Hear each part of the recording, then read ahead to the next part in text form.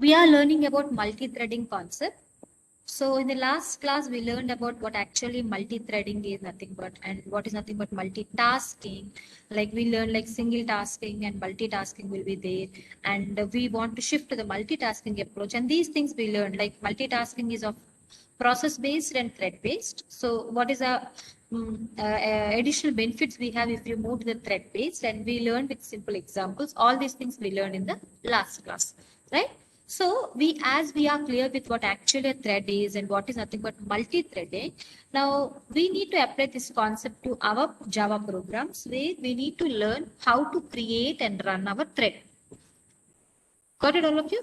Now, before going to learn about directly about how to create and what are all the statements we need to use to create and run the thread, just I want to revise one thing, like why we need to convert our Java programs, whatever we are going to write into threads concept. Right. So normally what happens is the same what we have learned. I just want to revise here. Wait, let us consider this is your processor. Okay, this is your processor, and let us consider you have this is your RAM. Okay, follow carefully what I'm going to tell all of you. Okay, so this is your RAM. So in this, all your programs are saved. Okay, now what happens? You all know what is nothing but a process definition. Process is nothing but the program which you are going to execute is nothing but processor. Now let us consider this is your CPU, or you can also call this one as your processor. Okay, what do you mean by this one? I want to uh, mm, this will be taking care of executing all these things. So CPU or a processor, this is your CPU or processor, this is your RAM. Now let us consider you have 4 processes. Let us consider you have 4 processes. Okay. So what I'll do, let us consider this is P1. We have one process called P1. P2, follow carefully what I'm going to tell. P2, let us consider you have one more process P3 and one more process P4.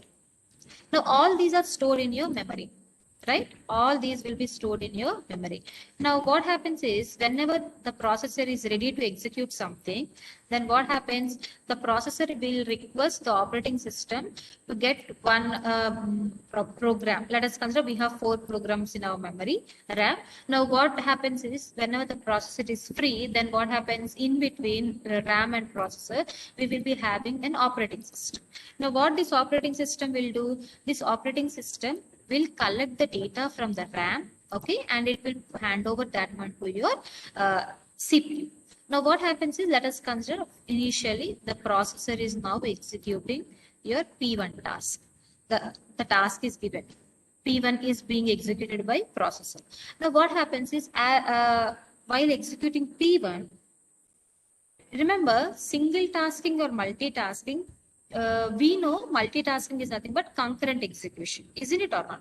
But don't have an illusion like multitasking is nothing but we will be having more than one CPU or more than one processor where more than one program will be executed simultaneously. That will not be the case. What happens is we will be having only one processor, and that processor, even if it is multitasking also, that will be executing only one process, right? But what is the approach here is there is a chance for a CPU to switch between the programs whatever is assigned. If it is a single tasking, until and unless P1 is executed, it will not be given a chance to execute P2. But here in this approach of multi-threading or multitasking, what happens is, if you see, this program is there. Now once P1 is given to your processor P1. Now while executing P1, let us consider this program wants some input from the data. Then what happens? You will be getting one screen where the processor will be waiting to get the input from the user. Now, in that time where we should not make your processor idle. In that time, what we can do is while executing P1, where P1 is waiting for your input.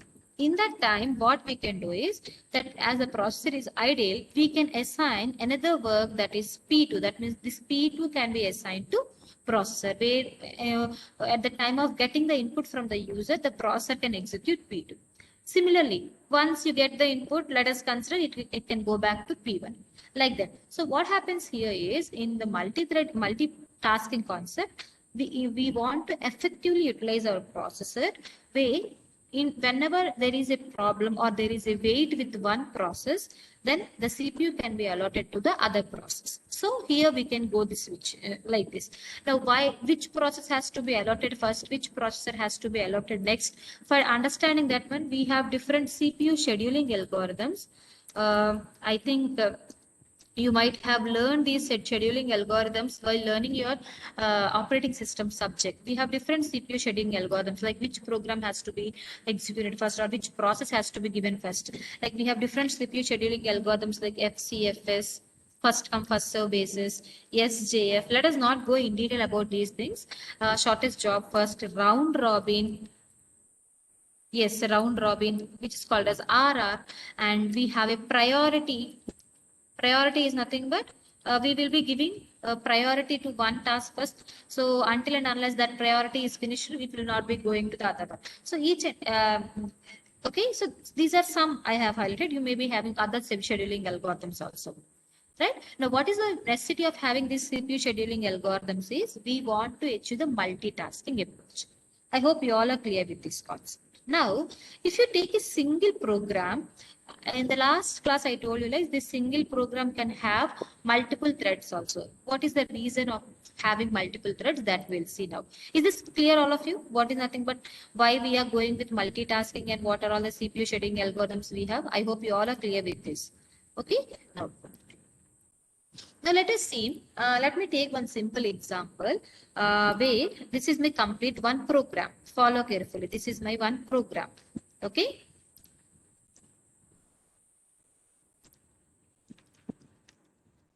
Now in this program, I will be having three, let us consider first class I'll take one class. Okay.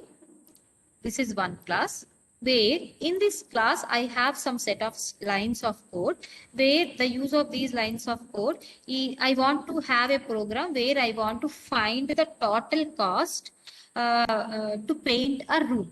Okay. I want to have a program where this program is to find the total cost of the program, total cost of your room. Okay. Make a note of that. Program is to find the cost of painting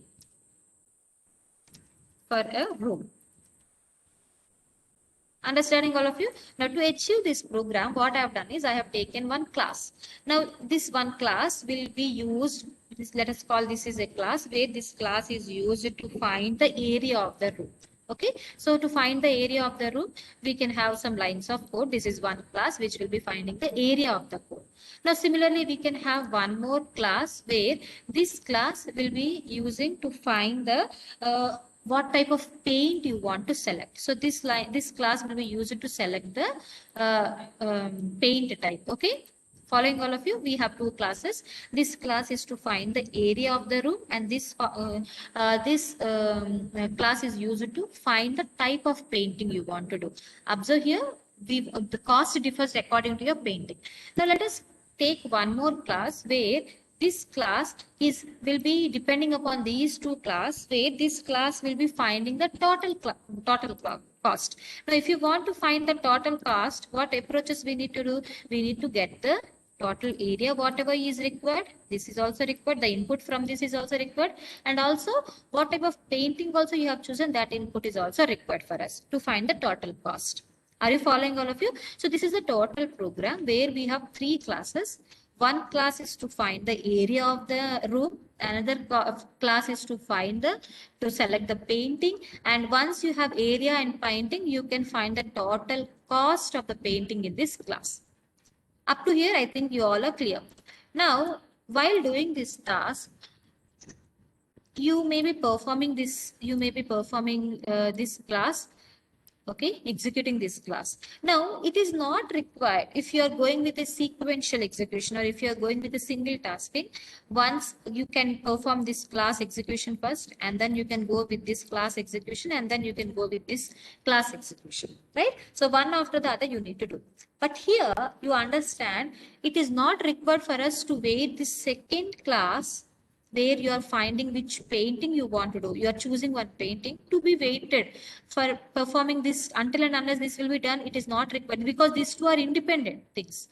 Isn't it or not? That means we can have an approach where choosing the painting and finding the area. Both can be done simultaneously. And once these two are done, then only we can shift to this one. See, this can't be done simultaneously. Why? Because until and unless you know the area, and until and unless you have chosen the painting, you can't find the total cost. So this can't be done parallelly. This we have to do later. But these two can be done parallelly. Now, once you want to achieve the things to be done, if you want that these two classes to be done parallelly, what is the approach we have to do is convert this one to a thread. Okay. Convert this one to a thread and convert this one also to a thread. Sorry. Okay, what we need to do, we have an approach where we can convert this one to a thread. Thread is represented always with a curved line, and convert this one also a thread. Now, once these two classes, we know normal way of creating a class. Now, what we want to do is, as we want to execute these two classes simultaneously, then what we need to do is, we need to convert this thread into a class, and this class into a thread, and this class into a thread. Once these two are executed, we can convert this, we can connect it to this one, and we can execute this one. Now we need to learn how a normal class can be converted to a thread.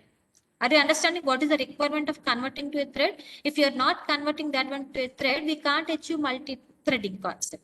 Isn't it or not? So you want to convert this class, normal class, to a thread, and this class also to a thread, where these two can be simultaneously executed. And once these two are executed, you can achieve finding the total cost of the painting. Got it, all of you? Now we need to understand how to convert this class to a thread, and that can be understood by using this concept called how to create and run the threads. I hope you all are clear with this example. Okay, so let us shift now how to create or how to convert a normal class to a thread. Okay, so whenever you want to do any task, let us consider the same thing. Whenever you want to convert any class to a thread, you need to do a three-step process. Now, make a note, all of you. What is the three-step process?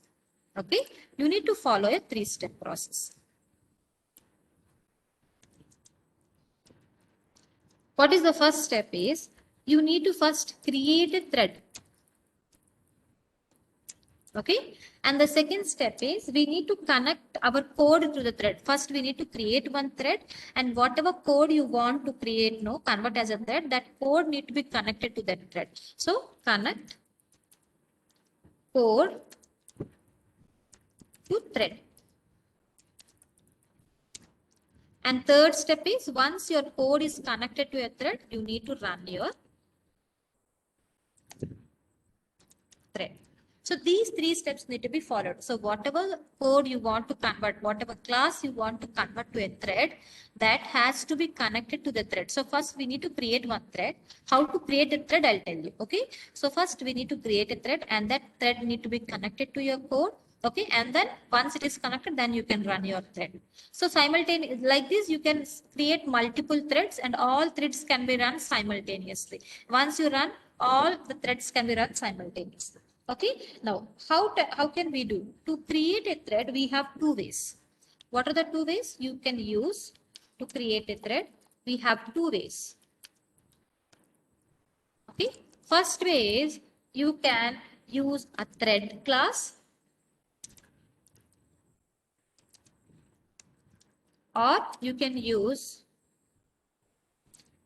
a runnable interface.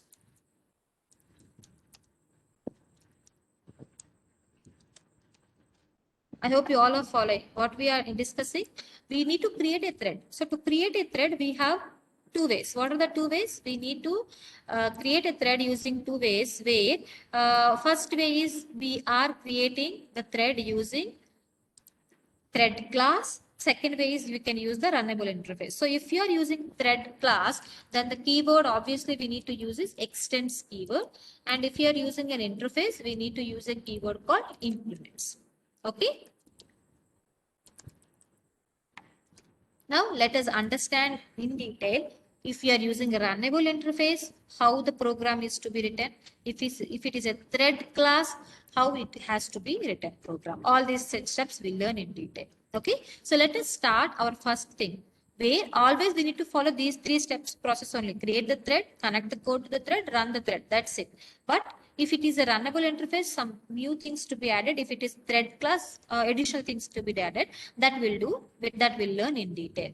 Okay, all of you. So keep your head in. How to create? Let us see the first case of creating a thread using a runnable interface. Okay. Keep your heading, all of you.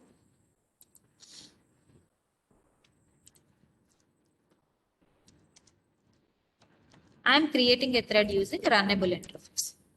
Now, if you are using runnable interface, what sort of steps we need to follow? Okay, but before that, I want to show you a simple example. Now, whenever you are using any runnable interface, follow 4 steps, all of you first. What is that? First step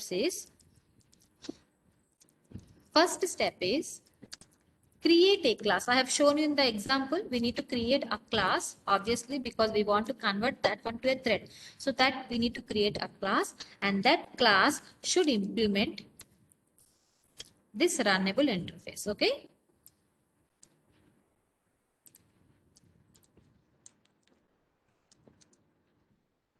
Note down all these points, all of you.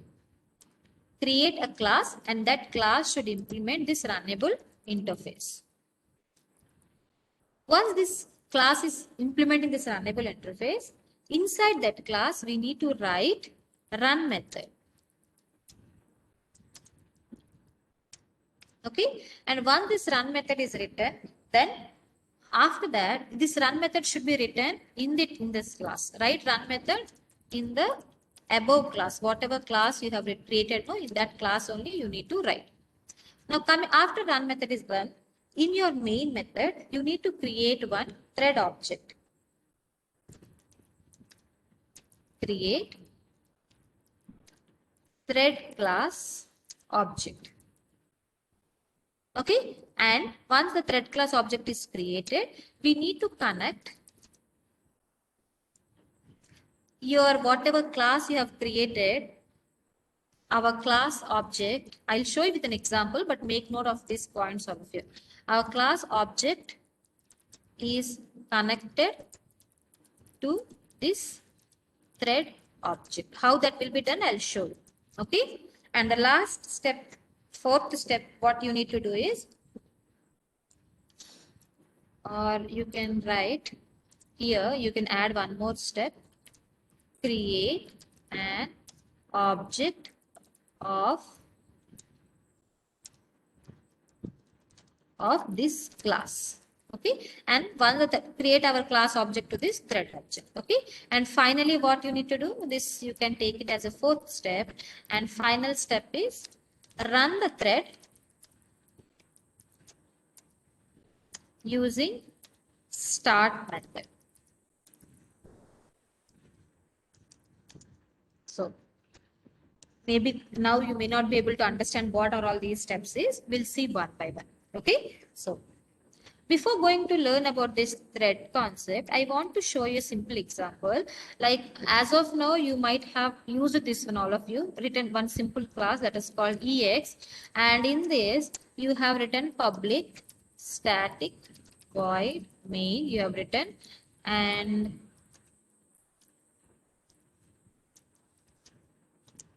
let us consider,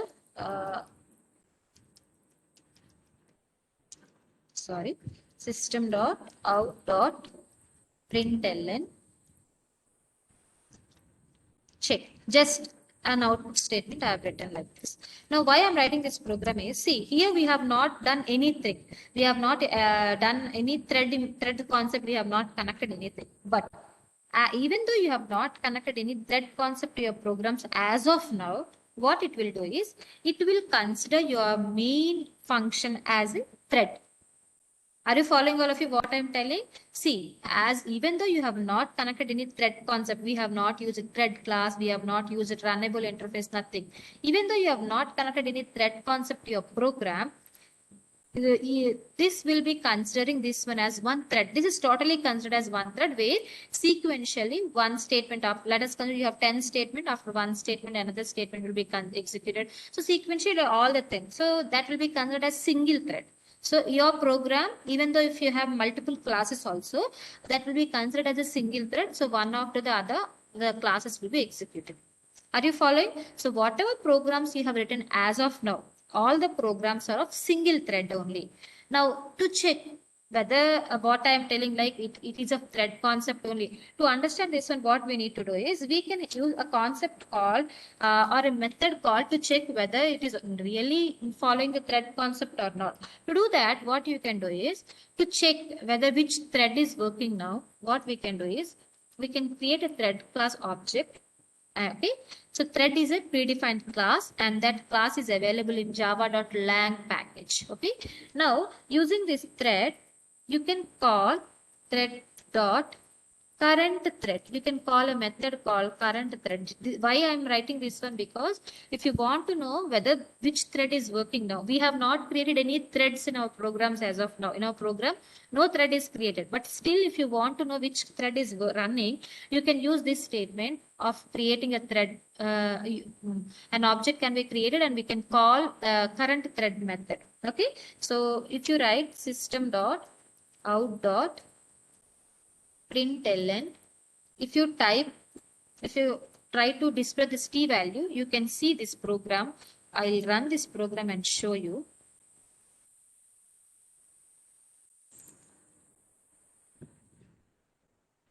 Okay.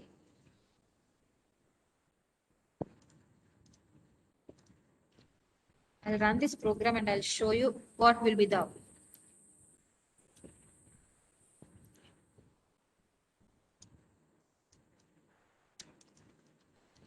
tx.java. It is compiled. Now you can check here. We are trying to know the current thread status. You can see here the current thread status it is showing. The output will be displayed like this. You can understand by seeing this one. What is it showing?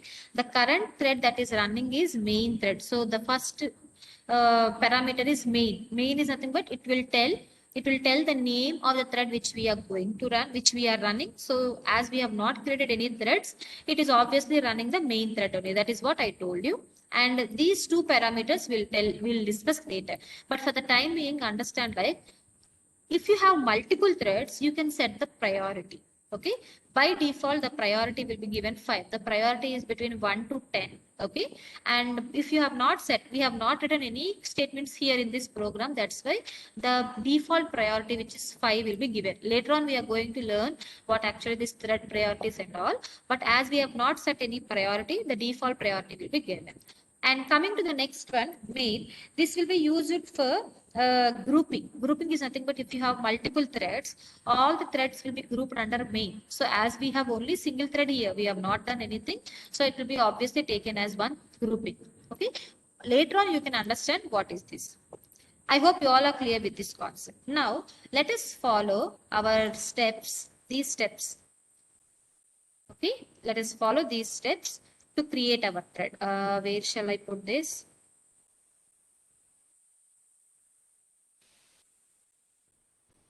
Okay. Okay, we'll follow like this. Follow carefully, all of you. What it is told? It is told here, we need, what is our first step? Create a class to implement a runnable interface. So let us copy that and we'll apply that one to our program. So what is the first step? This is our first step. We need to create one class to implement the runnable interface. And let us call our class is class. My thread is my thread.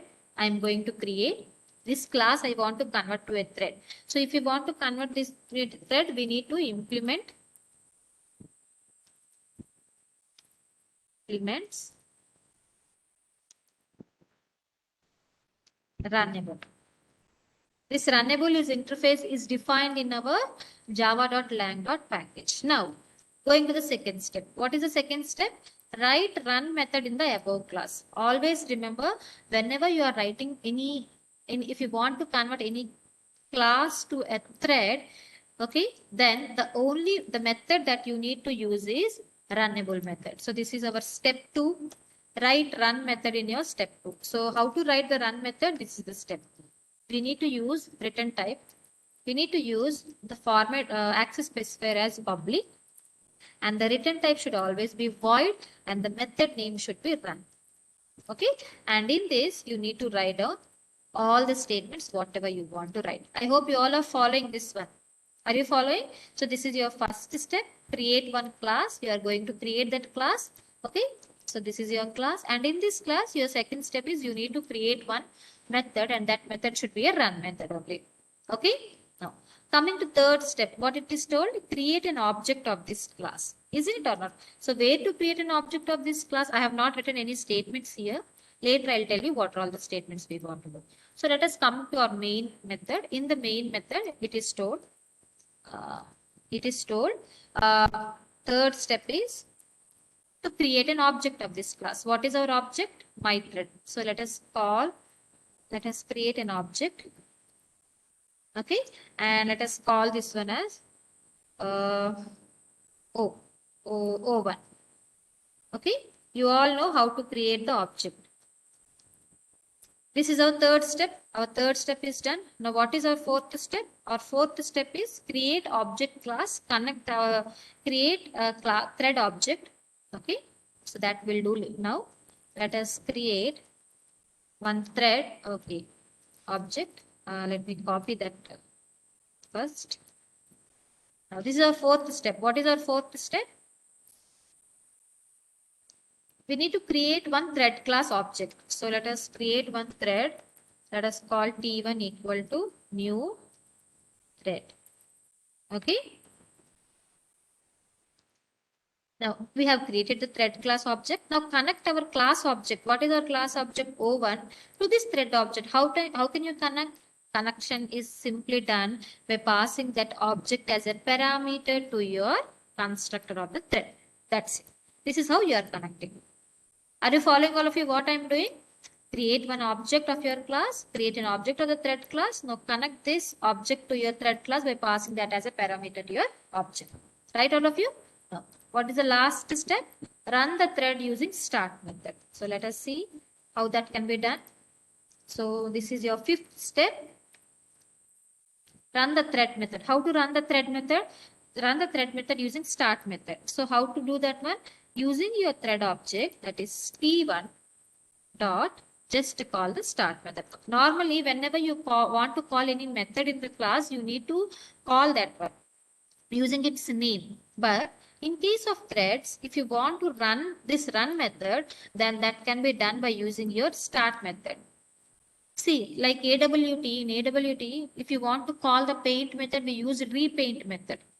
Isn't it or not? Similarly, if you want to run the statements in this run method, we need to call that one using the start method. I hope you all are clear with this. These two steps also I'll copy and paste here. I want to know which thread is working. Okay. Up to here, clear all of it. Now what I want to do is I'll have a simple statement of for I equal to 0. Okay. I less than 10, I plus plus. What I'm doing here is I want to print the value of I, and it has to be repeated for 10 times. That's it. Okay.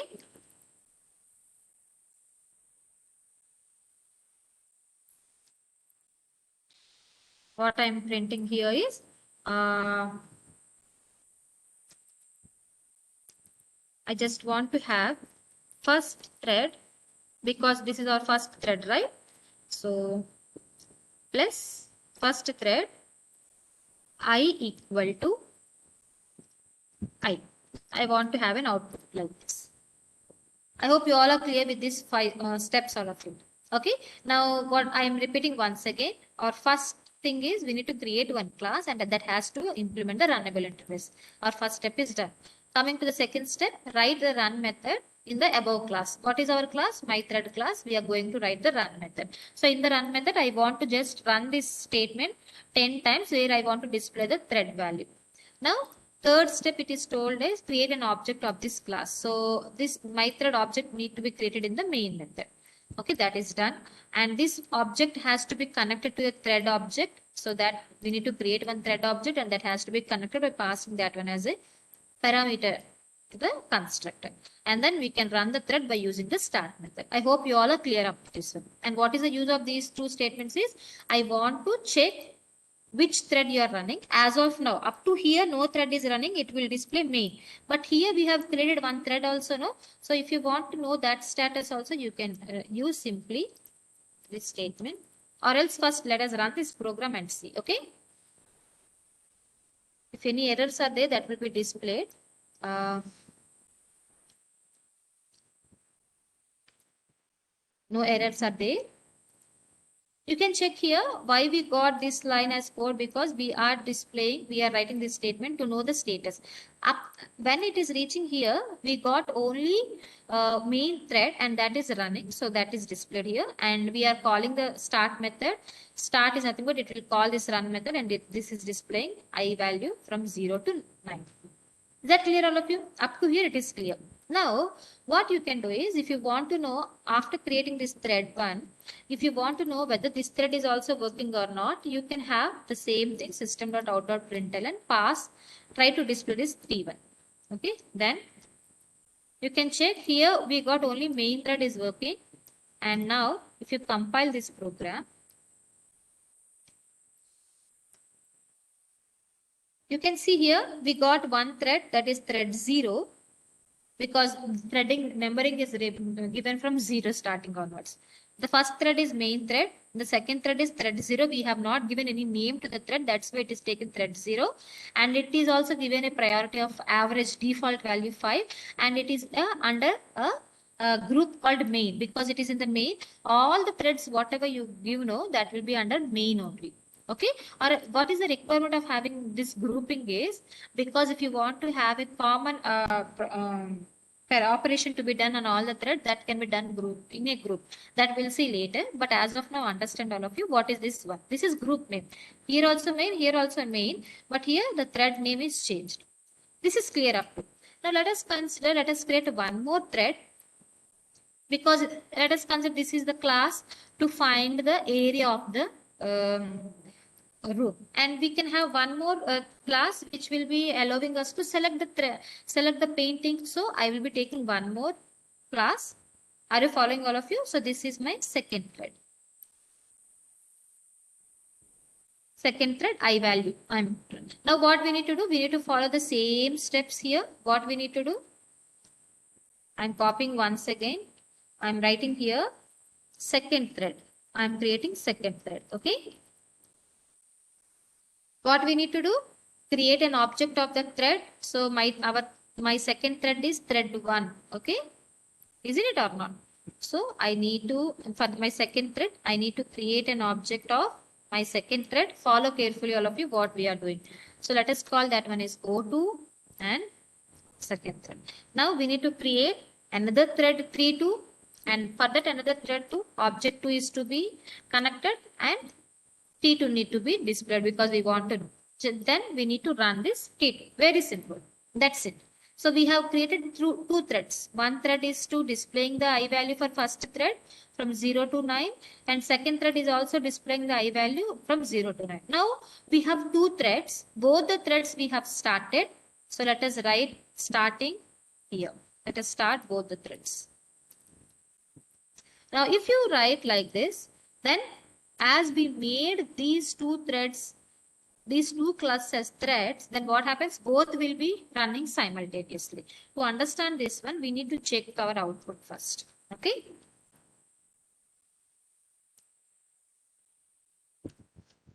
Observe here, main thread is created, thread 0, thread 1. This is for my thread and this is for my thread 1. Okay. Now if you can see here, there is an exception we got. Where is that?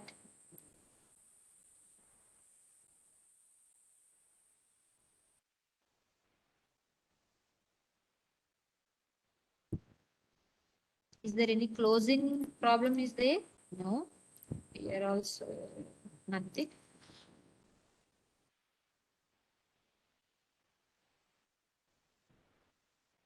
You can see, you can tell me where we went wrong. Okay.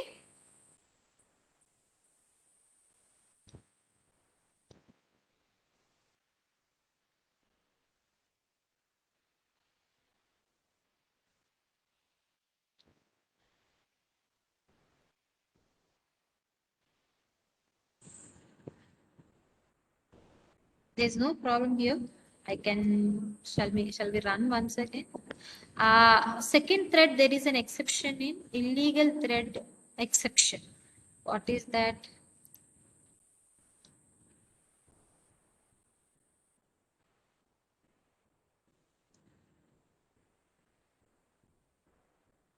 Okay, this is thread 2. Sorry, thread 1 only, right?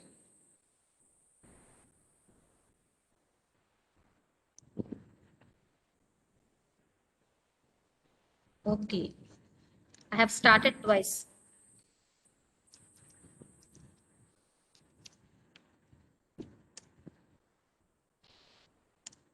Now you see here what we got. First thread is running once, second thread is running once. First thread is running once, second thread is running once. That means both the classes are running simultaneously. Can you see here? If you are not converting that one into thread, then what happens? Until and unless first class all the statements are executed, then the chance will not be given to the second class. But here you can see as both the threads are started, first class I value is displayed sometimes, second class I value is displayed sometimes. You can see like this. So this is called as simultaneous execution, which is called as multi-threading. Sometimes what happens is if you run this program once again, you may not be getting the same output. Why? Because we can't imagine which class will be given the first priority like that, because we have not set the priority. Understood all of you? Here there may be a confusion which thread you are running. You can set the name for this thread also. How can we set? See here. Hmm,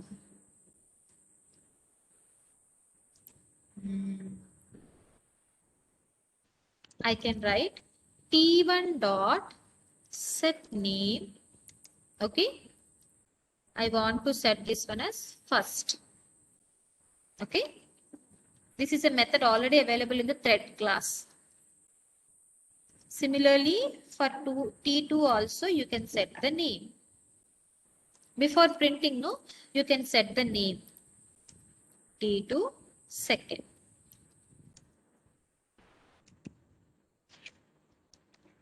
What I'm trying to do here, in place of thread 0 and thread 1, I want to display the name.